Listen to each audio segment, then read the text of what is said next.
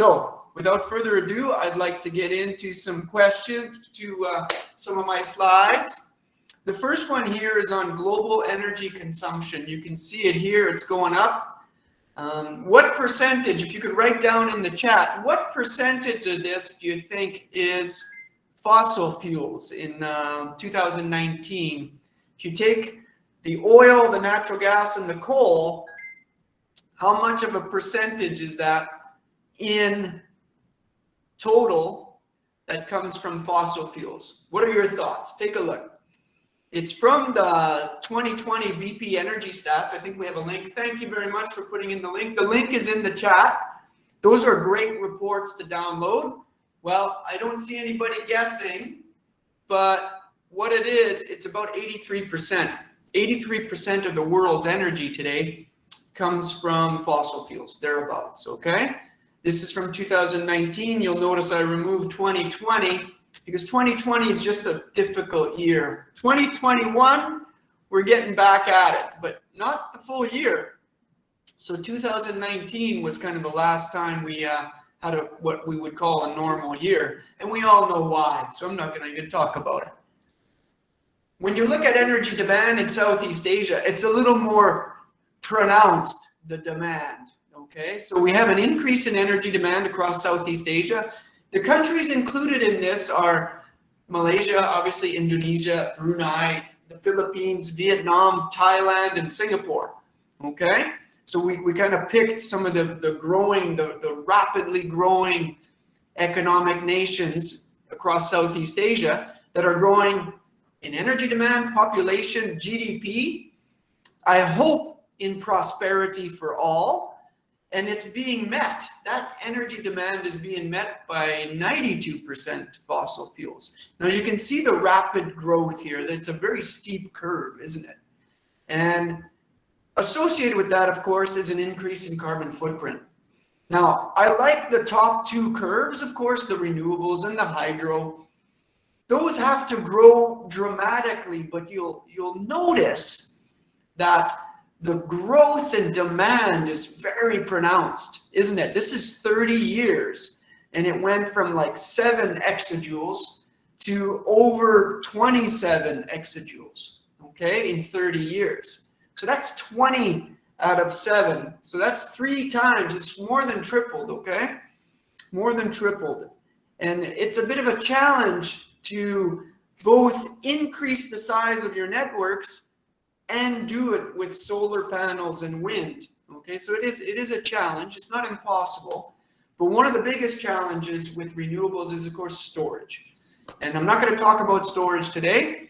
I'm going to talk about how potentially we're meeting this demand in growth of energy with fossil fuels, and what are our options? What are our options, right?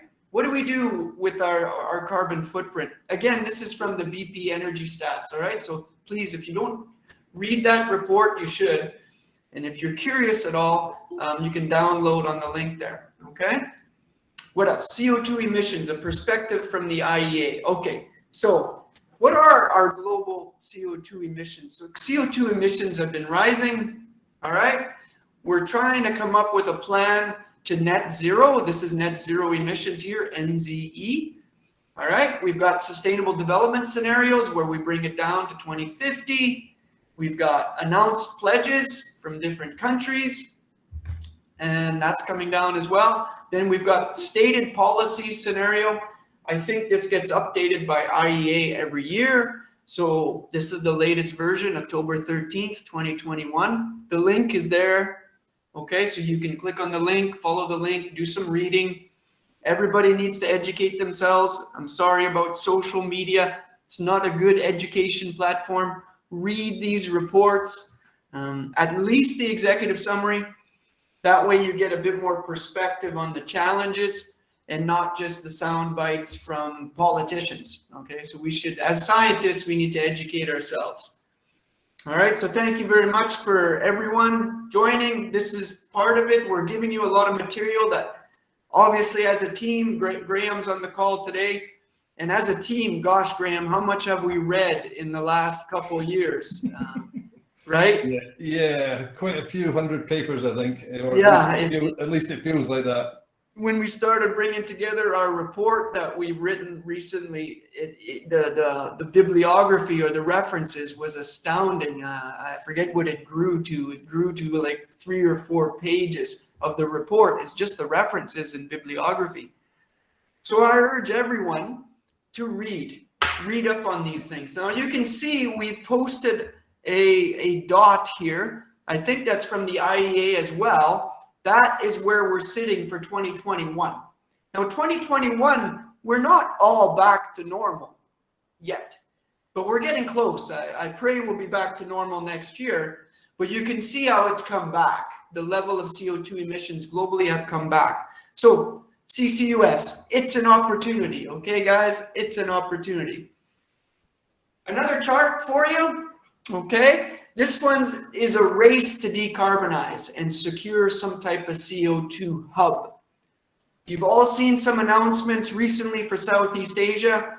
You know, a lot of companies are looking at this, and certainly ALECA has been looking at this for years. I think our first CCUS project was back in 2017, where we were doing an enhanced gas recovery, sequestering some CO2 from gas production and getting more gas out of the ground, but basically not flaring or venting any gas, so re-injecting all our gas. So it was a good project. I think that was the tipping point for ALECA and me as an individual, and perhaps some of the team, where we thought, you know, this is doing the right thing. This is the right thing to do.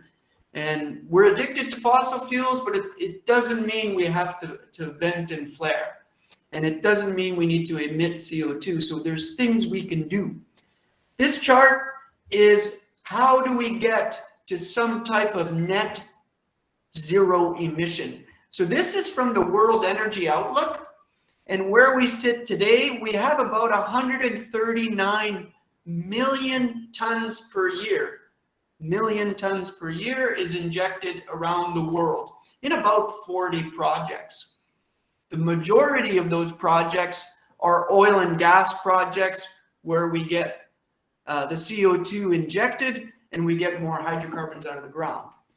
What we need to do, everyone, what we need to do is start injecting CO2 from anthropogenic emissions from the gas plant, from the coal plants, and getting it back into the ground. So some of our end users of our natural gas, if there's anyone on the call from the LNG business, the liquid natural gas business, your clients now need to give you back the CO2. You need to use a plant, liquefy it, get it back into the ground, okay? But that needs to grow. It needs to grow from 139 million tons a year.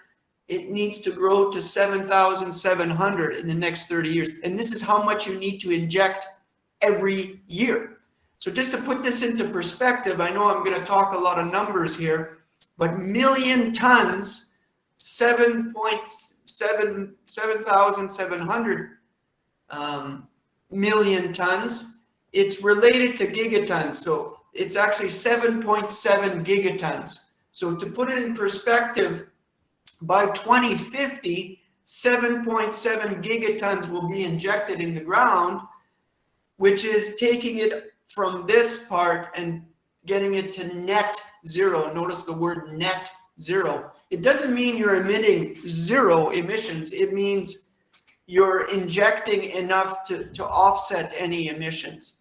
So net zero emissions, we're gonna need CCUS. That's what these two slides are linked. Obviously, these are two different reports. One's from the IEA, this one's from the World Energy Outlook. But out of everything we read, there's only about 4 references that you need to remember from this, okay? 7.7 gigatons needs to be injected by 2050. And today we're emitting net about 33 gigatons. And CCUS is a plan to get to net zero, all right?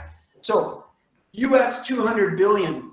In the last 6 months, and Graham and I have been monitoring, and so has the team, we've been monitoring a lot of announcements, all right? In the last 6 months alone, majors like Saudi Aramco, Total, Eni, certainly ExxonMobil, Shell, Equinor, they've made some big announcements that they're going big. They're going big into CCUS. And it's going to be something to address our emissions as an industry. $200 billion in the last 6 months has been announced, and that needs to grow to 10 trillion. It's a lot of money. It's a lot of investment.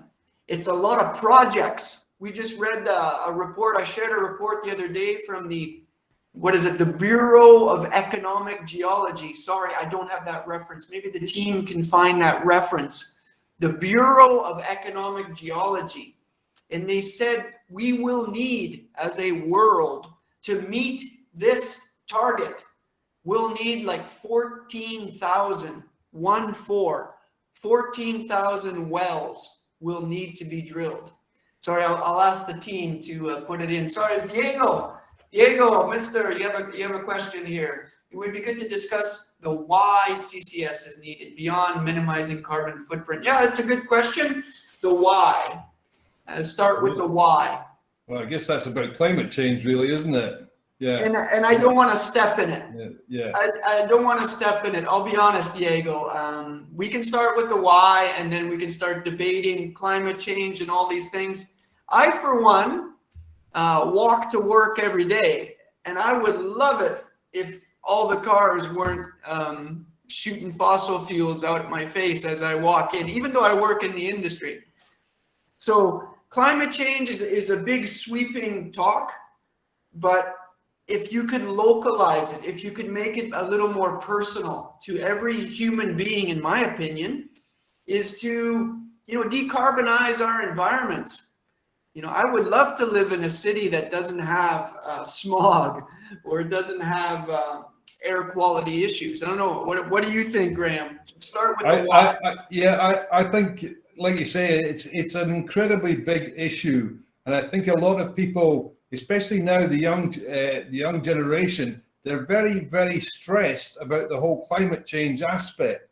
Yeah, and I think the importance of CCS or CCUS in that respect is, I think that it's about personal responsibility to some extent.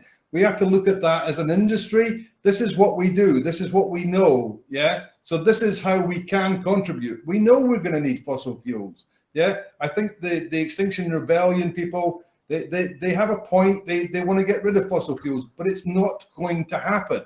Yeah. We cannot maintain our level of comfort in this world, yeah, or in terms of our technology advances, without fossil fuels for the foreseeable future. Yeah. And to do that, we need to find a way to be able to do that. Yeah. And for me, I see CCS as that possible solution. I don't think it's the only solution, but I think it's very definitely one of the ways that we can go forward. Yeah.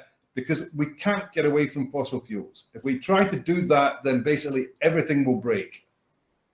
Yeah, I think at this stage, thank you, Graham. I agree that the CCUS or CCS, there's a question here, what's the U for? It's utilization.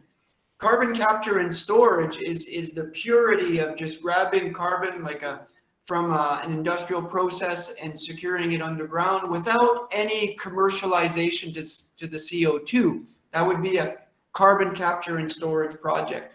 The vast majority of projects I've worked on are actually CCUS. The U is utilization, where you try to commercialize the CO2 stream. You can use it to make carbonated water, okay? You can commercialize it that way, or you can use it to re-inject into the ground and get more hydrocarbons out of the ground. So either way, you're trying to get it out of the atmosphere and back into the subsurface. But one way you're commercializing it a little bit, the other way it's completely gone without any commercial value. So that's the difference. The other one isn't carbon capture and storage, just more energy intensive, and you're fueling yourself. And to a certain extent, you are correct, for sure. It's an energy intensive process, like liquefying natural gas, liquefying CO2 and disposing of it will have a carbon footprint. So whenever we do our projects at ALECA, we always look at kind of the cost and the CO2 emissions, the carbon footprint of the project itself versus the positive aspects, the net or the how much carbon you're getting rid of. So hopefully you are higher on what you're getting rid of than what you're emitting. And that's an energy efficiency aspect of things. So this is well documented, and even electric vehicles, that's been debugged or debunked, I guess is the word, that even with electric vehicles that are super expensive, super refined materials, super transported vehicles around the world, even if you charge it 100% with coal, over the long term, because the electric vehicle is more energy efficient, and it's just over the long term, the footprint of that car is less than an internal combustion engine. Internal combustion engine, you're generating heat. Like about only 30% of that energy goes towards moving the car forward. 30 on an internal combustion engine, okay? The other 70% of the energy is heat. So at a coal plant, you use the heat to generate electricity. So when you charge your batteries, even if it's 100% off coal, because when you connect the battery to your electric wheels, to your electric motors, to the wheels, it's like 95% efficient on getting that energy to the wheels. So it's a very different system, and that's been somewhat debunked. So I tell you now, CCS or CCUS projects, they are net positive.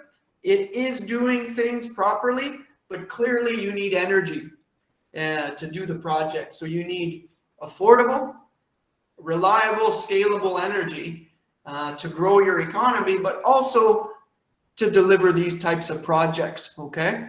And who better to do it but the industry that's good at doing big projects, right? I think a key aspect of this, and I think it's tied up in the question, yeah, is if you're taking out more than you're putting back in, then what good are you actually doing? Yeah, and I think you have to look at this in a long-term perspective. I think it is about transition. Yeah, it's about managing transition. In terms of our whole energy business and making of energy, yeah, we're a little bit behind the curve.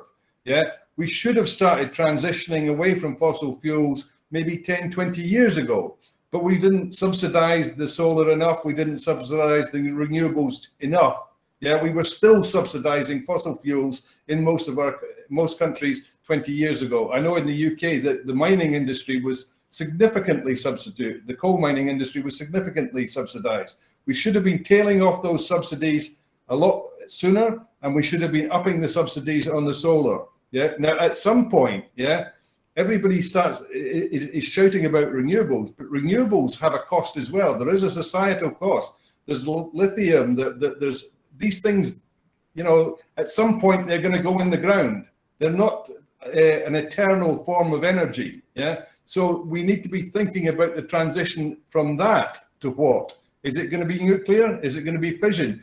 Who knows what the future actually holds, but we shouldn't be making the same mistake going forward. Yeah, let's not think that renewables are the answer to the problem. Yeah, fossil fuels clearly are not the answer to our 100, 200-year future problems. Yeah, but somewhere in there that we have to use them now to get to where we want to be. We're playing catch up all the time now. We're playing catch up. So the more we can put in the ground right now, the better it will be. I agree. I think that's what the most people that kind of are very objective. Of course, you can lean far left or lean far right, but if you look at the volume of data in the middle, you know, if the opinions in the middle, then you see the real issue here is the fact that we've got major infrastructure tied to fossil fuels. We've got subsidies. Hey man, I live in Malaysia and I go to the pump every day, and the price I pay at the car is always the same. It seems like it doesn't matter if it's $80 oil or $40 oil. I pay the same at the pump. that's a subsidy to the hydrocarbon industry, right? Same with electricity. Electricity, I come home, I turn all my lights on, and a lot of that's from coal here in Malaysia, coal and natural gas, obviously. But that price is heavily subsidized, heavily subsidized. The government pays the bulk of that cost, which is your tax dollars, right? So we've got this carbon lock-in thing where we've got fixed assets that we're trying to get our money out of for 40 years. The flip side to that is North America or Europe, where their energy demand is actually coming down. I have another presentation on that, where energy demand is actually coming down in European nations where the population is aging and their infrastructure is aging even worse, and their 40 or 50-year-old coal plants, they're shutting them down and replacing them, rightly so, with renewables. But here, the energy demand is so incredible, the growth is so incredible, and our coal plants, our gas plants are brand new. So you're not going to be retiring those anytime soon. So what do you do with the emissions? And I thank you, Diego. You asked about, Diego asked another question about, what was it you wanted to know about, subsidies or incentives? What are the incentives?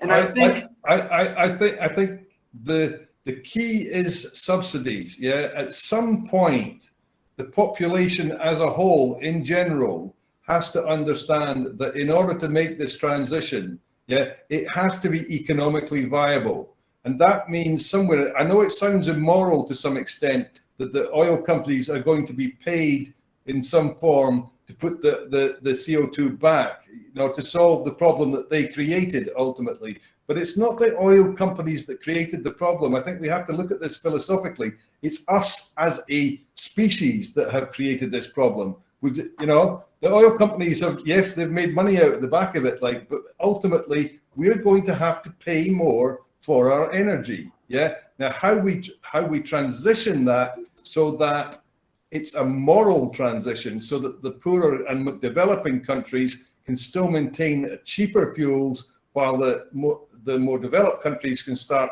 using, if you like, the more expensive energy. Yeah. That's the key. But somewhere in there, fossil fuels, all fossil fuels are going to have to become more expensive in order to make people want to transition to renewables. I agree. We should be transitioning. We should be transitioning, but it's Southeast Asia. I do look at the numbers objectively. If you just stand back, and that's going to be hard. I feel for the governments. Every time I see on LinkedIn a country like Germany or even Norway to a certain extent, when they announce, oh, we just delivered today at noon today, we delivered, 70% of our energy from renewables. What they don't say is that at midnight, the same day, they delivered, almost 100% of their energy from fossil fuels. They don't say that. And so what they have is they have a double system going, right? They've got double the infrastructure, because no one in this world has scaled storage such that they can store all their renewable energy into a battery system, storage of some kind, where they can run the country for 18 hours. So these charts are interesting to me because it's a rich man's game of building double the infrastructure. I'll leave it at that, but I have another conversation here from Mr. Joe Collins, who talks about Gorgon. We're going to get to a slide on Gorgon in just a minute. Hi, Joe. And then GDP is the most of the Asian countries in Asia are not substantial enough. People are struggling in the normal life. Do they care about the environment? Hey, man, I think people do. Thanks for the question, David, and thanks for the lead-in. I think people do. I honestly do. If anything, I feel that in Southeast Asia, people are connected to Mother Earth much more than the rest of the world. And if you can supply, as a government, scalable, reliable, low-cost energy people will build their industry here. They'll build their companies, they'll build their industry. So I think people do. I don't know, Graham, what do you think about that? Do you think I think there is a moral element to this. Like, I mean, people who are on low income or living almost in poverty, they care very deeply about the cost of energy. I mean, to them, it's their livelihood. And if you put, if you double the price of petrol, then they won't eat that day.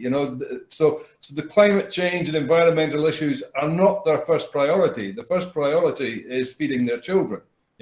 So it necessarily, the changes, I think, have to come from richer nations, and the richer people within those nations, and in developing nations, you can't say that there aren't rich people in Malaysia. There clearly are, but there are also poor people, and the same applies in Indonesia, etc. There is a higher percentage of poorer people in developing nations, and it's not fair to ask them to carry the brunt of that cost. So somewhere in there, ultimately the West, I think, if you want to generalize it as the West, I think they have to foot a lot of the bill. But I also think somewhere in Southeast Asia, the rich in general are going to have to pay the bill. Correct. There needs to be some equalization here. It can't come on the backs of the general public when about 5 billion people are still developing. Hey, I just want to reply to Tim Buckley. Hey, I apologize. I wasn't picking on Germany. It was just that Germany has the biggest solar farms in Europe. And it's great. I fully applaud them. But it's not windy every night either. There's some calm nights when it's not so windy. But they do have solar farms like Denmark. Denmark's got, they're trying to geographically optimize their wind farms so that it's not windy in one area, it's windy in another area. And actually, I just saw who shared with me the other day where, is it Chile? Chile wants to put, some of the world's biggest solar farms and send the electricity across the Pacific to Southeast Asia so that when it's sunny there, you'll get the energy here. And when it's sunny here, they'll get the energy there. So it's a cool idea, man. I'm fully supportive of these things where you don't need the storage. Now you're relying on sunlight from one country to the next. So we're solving our own problems. So these solutions are coming, guys. It's an exciting space to be in. But imagine dealing with those two governments, Southeast Asia and South America, and putting in an electrical line between the nations so that when one is night, the other one is day. It's a great idea.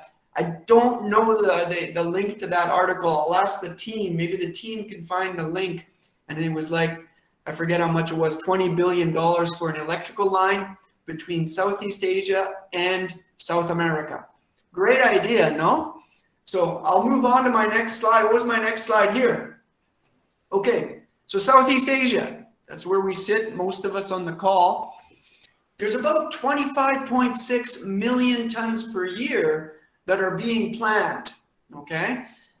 It's basically only Gorgon. We had a question about Gorgon recently on the chat. And yes, Gorgon is about 4 million tons per year. They haven't managed to meet that target, but they're working the bugs out of it. It's a long-term project here, guys. CCS, in this case, is connected to an LNG plant, liquid natural gas plant, and it's exporting liquid natural gas. But in the process, both from the feed gas and from the liquefying the natural gas, they're emitting CO2. So they're doing a CCS, carbon capture and storage, of those emissions at an industrial plant, in this case, a liquid natural gas plant. That's Gorgon, okay? And it's built for 30 years. So the first few years, yes, they're being crucified for not meeting their targets in the short term, but I think you need to step back and say this is a 30-year project, and every project has startup issues. Being in the oil and gas industry, I know projects commissioning it's a challenge at times, okay? But all across Southeast Asia, you're seeing things announced. You've got BP at Tangguh, we've got PTTEP at Lang Lebah, of course, we've got Petronas at Kasawari. Petronas has also looked at K5 with Total, at least over the years. D-Alpha, that's always one talked about on how to develop that field and sequester the CO2. That's actually led by Exxon. We've got some fields in Peninsular Malaysia that Petronas is trying to promote with the idea that you would do some type of CCS. We've got Arun. Everybody familiar with Arun? This is one of the biggest natural gas fields in the world, certainly in Southeast Asia. And it's depleted. ExxonMobil had a big LNG plant there in Aceh for 35 years. They exported the LNG mostly to Japan and Korea. And now there's this big empty field. So let's do some CO2 injection there. We've got Saka Kamang, big gas fields there as well. Who's looking at that? Repsol. Repsol made an announcement. All this is public information, okay? This is all picked up through the news wires. We've got Chepu as well. That's ExxonMobil. We've got Bayu-Undan with the latest announcements. 10 million tons a year. You imagine the size of that, right? Imagine the size of that. And that is basically a CCUS project, CCS CCUS, and it's associated with another LNG plant. Bayu-Undan is in Timor-Leste, and that's Santos and Eni. Okay, and these are all public information. Now, in the last 6 months or so. So you can imagine the level of investment, you can imagine the opportunity, and how this could transform the region to delivering energy to the world for lower emissions, okay? It would be great if we had more. We need more projects like this. Honestly, we need more projects like this, and I'm excited to be part of that. So what I saw one note there, like referring to the fact that Gorgon has had significant problems in startup and not being able to meet their targets, like 30–40%, etc. And I accept that. I think that there has very definitely been issues at Gorgon, but I think people need to keep this in perspective. CCS is a relatively young industry, yeah? When the oil industry started, like basically we were just taking buckets from tar pits, basically, yeah? The oil industry here they've got a lot of experience of drilling, yeah, and producing hydrocarbons, yes? They don't have significant experience in the whole re-injection of CO2, because CO2 is not the same as re-injecting gas for enhanced oil recovery. It's a different animal. And there are a lot of lessons that need to be learned. So even though it's easy to knock Gorgon in terms of their lack of deliverability at this point in time, yeah, I still think it's a very important project because it takes the technology and it takes the industry forward. Regardless of what they do there, the rest of the industry will learn lessons from that, yeah. The next project will not make the same mistakes that Gorgon made, yeah? So I think it's really important to recognize that. Yeah, we can beat them with a big stick and we can tell them they didn't do well, but ultimately hopefully the industry will learn their lessons. I agree, Graham. Well said. I think people get beat up on social media, but if you look at the level of investment and the teething problems, I like the word teething problems. Yeah, agreed. It's one of the first of its kind, and certainly the size, 4 million tons per year, is big. And I'm sure they're going to sort it out. I'm sure they're dedicating a team to sort it out. They're fully focused on it. Obviously, they've made social commitments, public, very, very public commitments, and they have to meet it. They're on the hook. But at the same time, if you look at high level, 30 years, they got to do it for 30 years, so they better get it straight. And there's another question here I like from Diego. Thanks again, Diego. You're very supportive. You asked about how does oil and gas, how do we make it more commercial, or how do we reduce costs, I guess, right? How do we make it more profitable? It's a difficult word, profitable. But in reality, our job is to make it more efficient. So it leads to the next slide. I'll move to the next slide here, where ALECA has taken a look at, almost 29 basins, and we're very focused on the technical aspect. And we're bringing, ALECA is pretty good at collaborating between disciplines. So a geologist talking to a drilling engineer, to a facilities engineer, to a production engineer, over to an economist and a decision maker, or in this case, a stakeholder, a government of some kind. So we've looked at, over 29 basins and provinces across Southeast Asia. And what we're finding is that in order to optimize the whole process of liquefying, shipping, and injecting, you want to look at each piece and reduce your costs. The only thing you can control is costs at this stage. You hope you're going to get some benefits. And I have another slide deck here for some clients where we talk about the European, carbon permit or the carbon tax credit being traded in Europe. I don't have that slide here, but I'll describe it to you. 5 years ago, carbon credits were worth €3. I don't know what, 3 like this or 3 like this, I don't know. €3 5 years ago. Today, they trade at over €70, 70. In 5 years, it's gone from €3 carbon tax credits 5 years ago, no one cared. Today, after COP26, it's trading at, I think, €73. 73 in 5 years. So you can imagine, it's almost like my ALECA logo there. That's how fast in 5 years. So now you talk about the value of the CO2 and re-injecting the CO2. If you can get some of that carbon tax credit money and get paid to remove the CO2, then it's profitable. I come from Canada originally, and in Canada, they want to introduce a carbon tax of about $120 USD per ton of CO2. 120, 120 USD per ton. I mean, that's some heavy hitting. That is some heavy hitting. So what you need to do is, obviously, if you're a coal plant or you're a natural gas plant or you are generating electricity with some CO2 emissions, you better get those underground or get out of the business, right? And there's still going to be a demand. So we need to reduce our costs. We need to maybe try to capitalize on some of these incentives, what I would call these things incentives globally, and get that CO2 under the ground. Okay? Yeah, so, I agree with you. I mean, basically the economics of carbon capture will be driven by carbon tax. Yeah.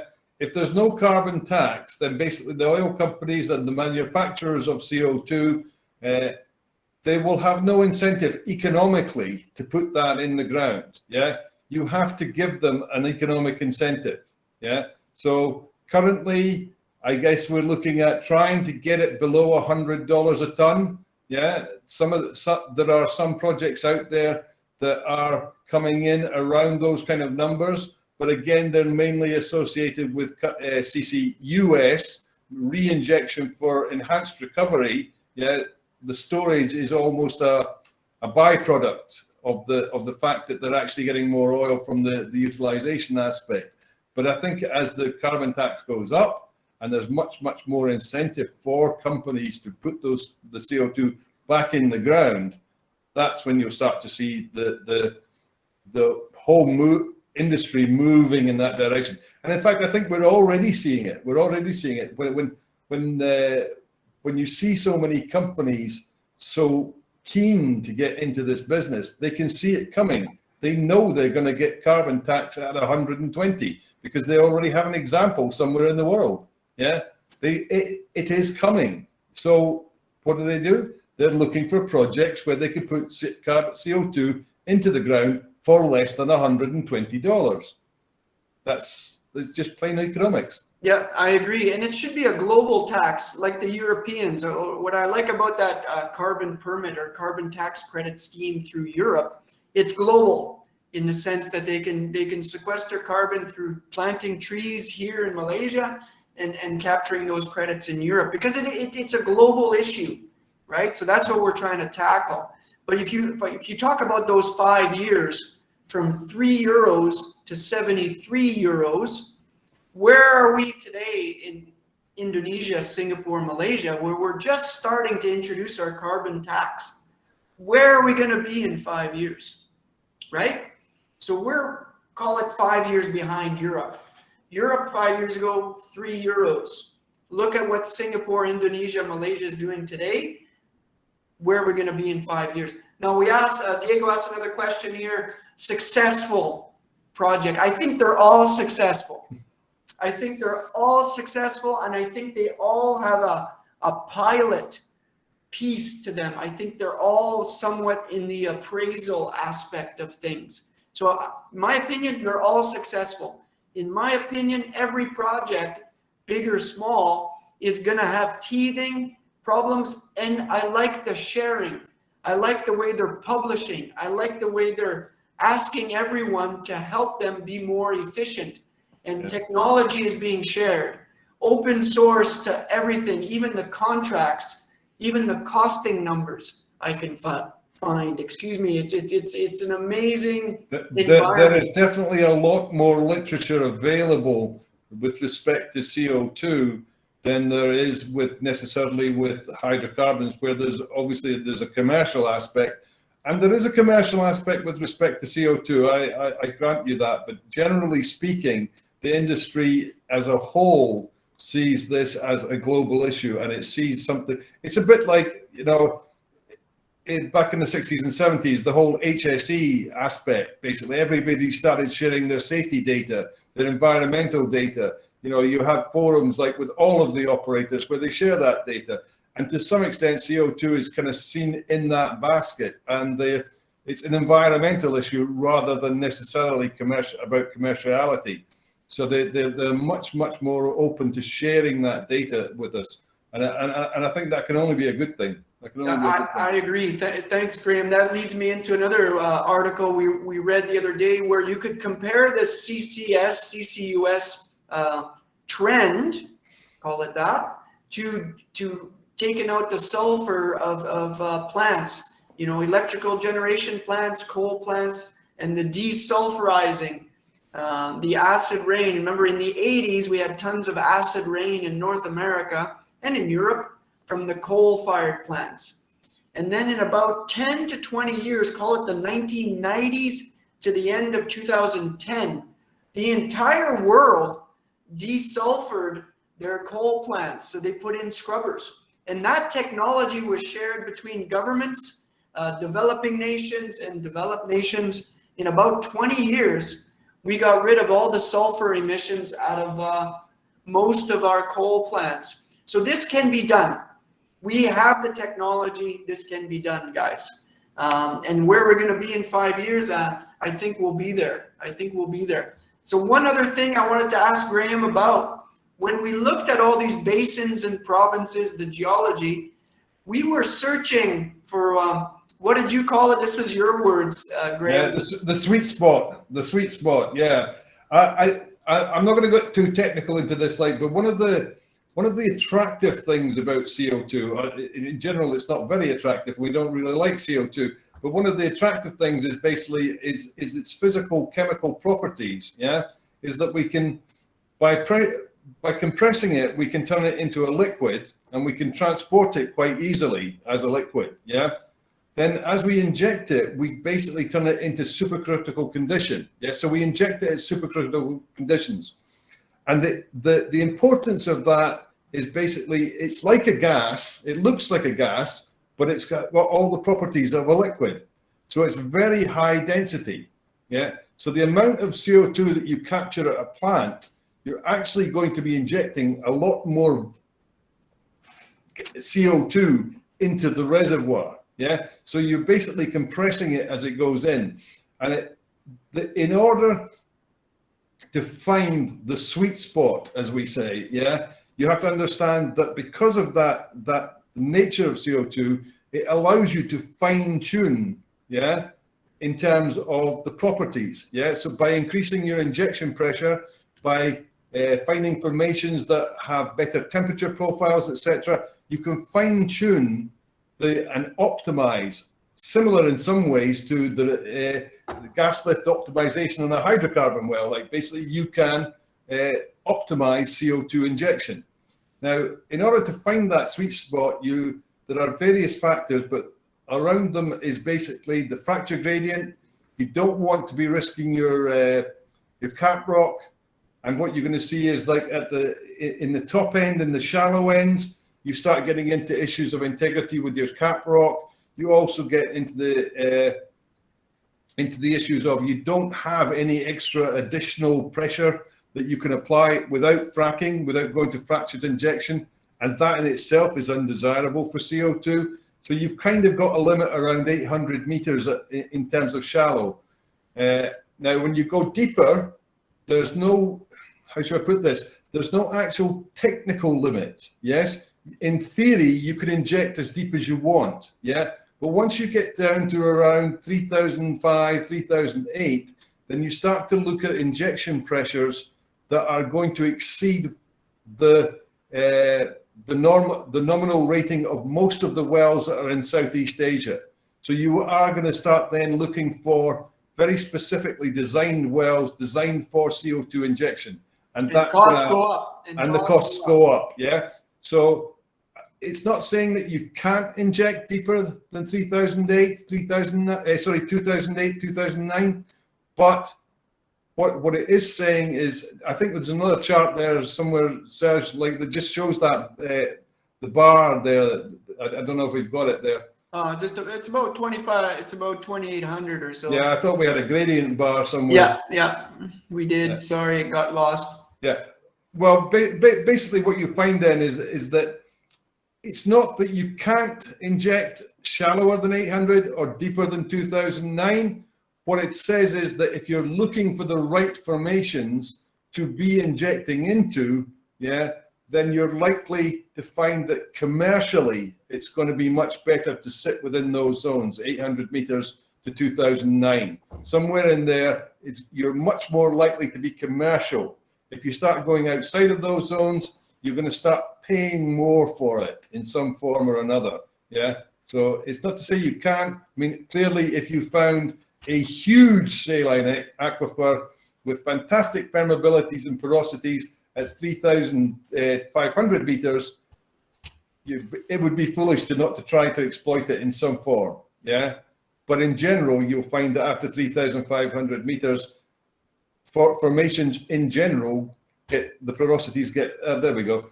In general, the porosity will get lower, the permeabilities will get lower, your injectivity goes down. So as you go deeper, it's not as desirable. And you can see here as well, like in terms of the table there, that I mean, most of what we're looking at right today in terms of the projects that are going around, you can see that essentially they're all sitting more or less within there. Now, they're not necessarily sitting in what I would call the sweet spot at 19 to 23, but what they're doing is working with what they have, yeah, and they're not going outside of that range. If you understand what I mean there, like, so if you're looking for CCS opportunities, then basically what this suggests is that is the window that you should be looking at, yeah, especially in the early days now when we're looking for the cherry picking. Right now we're looking to cherry pick almost, yeah. There's a race on. We need to build a hub and build a hub for the world, not just for a country. It's for the world. This is a world problem, and I'm going to answer one more question here. We're running out of time here, Graham, but I had a question here from Milad Mousavian, and he asked about, if you're just getting more hydrocarbon out of the ground, you're just defeating the purpose. And to a certain extent, you are correct. However, if I think of it from a bottle return point of view, you know how you buy a can of Coke in Canada and you pay a deposit, you pay an extra 5 cents, and then you drink your Coke and you bring the can back and you get your 5 cents back.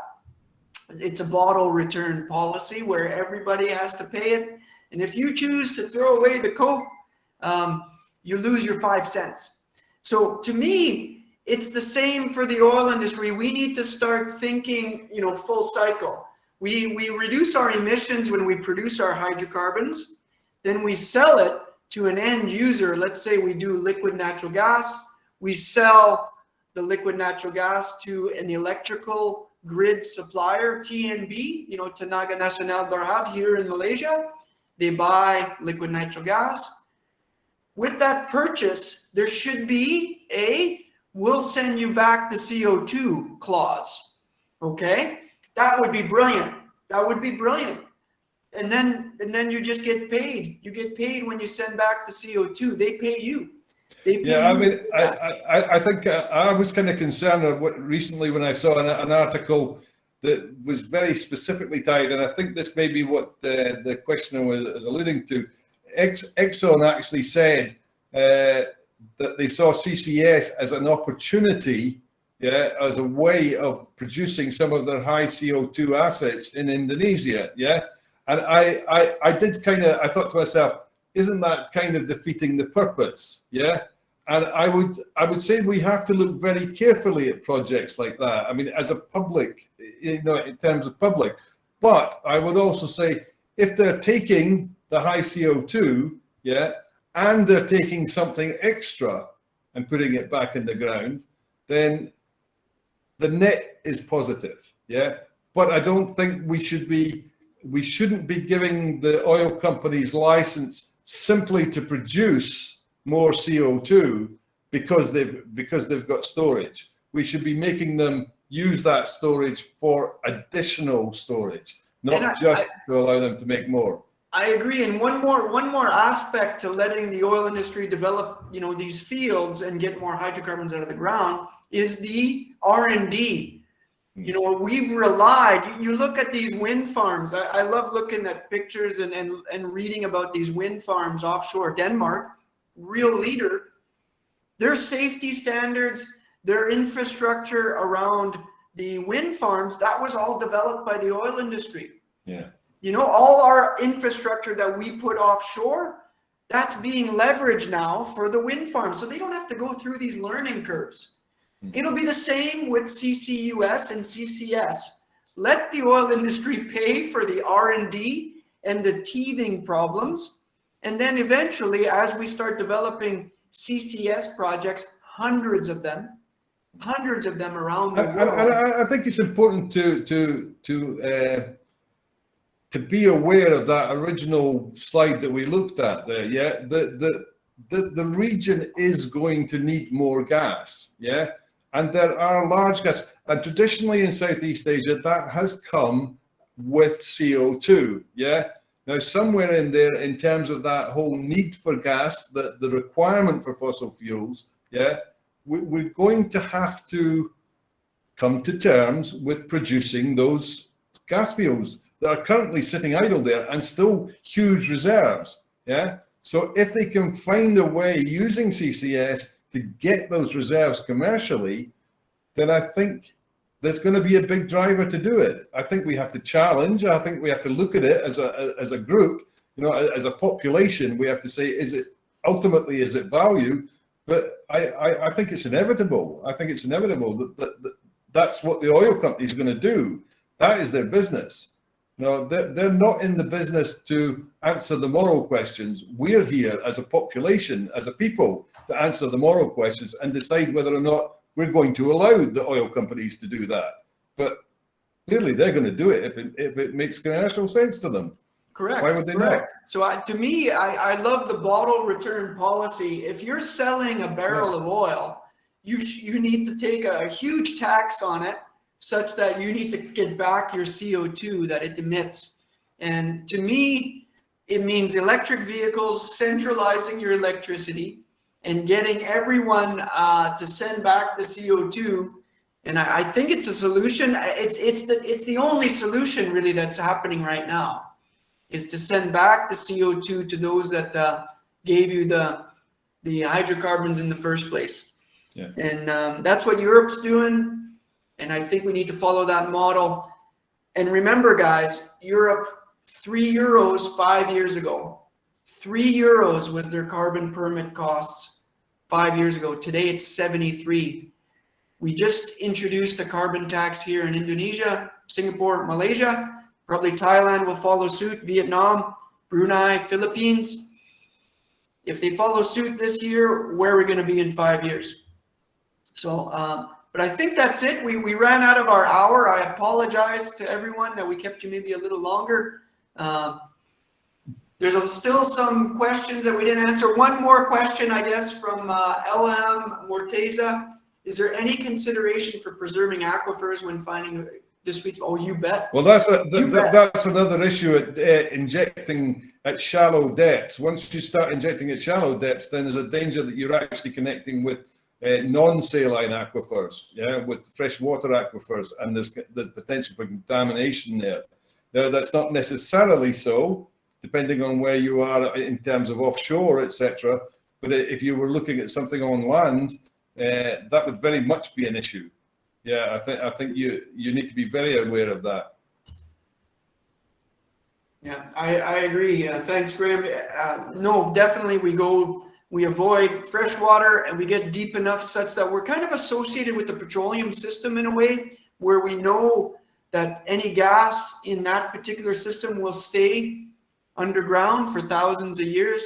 We didn't talk about it, but this eventually gets locked in the water, gets locked in minerals, and will never come back at us no matter what. And as you know, the hydrocarbons have been down there for millions of years, so we can definitely put CO2 underground.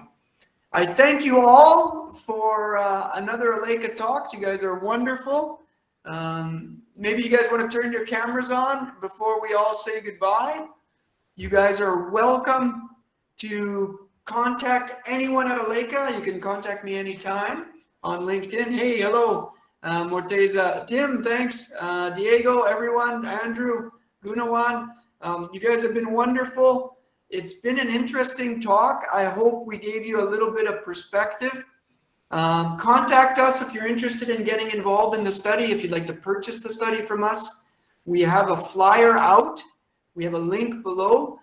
And you guys are all welcome to get involved. And I hope we gave you a little bit of perspective. I think we're taking some pictures, the team. Also, we do record these, okay? In the future, we do mention it at the beginning, usually, that we record these. They will be on our YouTube channel. Please share it amongst your friends and family if they're interested in seeing a small debate about Southeast Asia and carbon emissions and CCUS. That's it for us. Sergio, thank you for you, my friend. I just want to say one word. I invited lots of our potential customers as well from Oman, from oil field and food as well. I think we have 10 plus people. So my word to my direct contact, if you have any question, please direct it to me. I'll take it out to Serge and the team. Thank you. Thank you. Jassim is our leader in the Middle East. He represents ALECA around the world, more than just the Middle East. You've got so many friends in the US and Europe as well, Jassim. We thank you for your support. Again, we can do a similar study in the Middle East. A lot of our consultants here at ALECA do work in Abu Dhabi, Saudi Arabia, Oman. A lot of ex-Shell people here, Shell PDO people here in Malaysia know the Oman quite well. And I would love to, take a good hard look at some of your larger depleted fields and see if, as a nation, you can get to net zero. Let's all race, to decarbonize. And I think there is an opportunity in Oman and certainly across the Middle East. Thank you, Jassim. Thank you. All right. Thanks, Jassim. And thank you, Graham. Actually, I should be thanking first and foremost Graham for joining me. And I thank you for your time, Graham.